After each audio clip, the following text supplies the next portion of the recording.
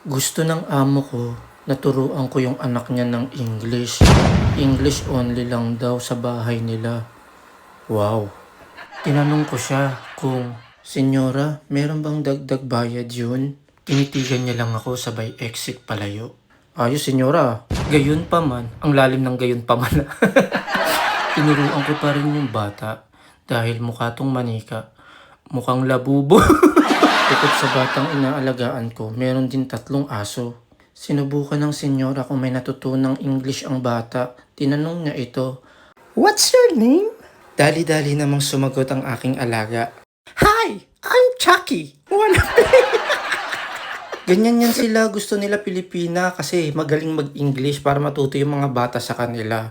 Pero ayaw magdagdag ng sweldo. Huy! Pero meron naman tayong mga kababayan na willing talaga magturo kahit walang sweldo. Ganyan kababayan ang mga Pilipino. Huy! Tapos na yung video, Lods. Mag-outro ka na.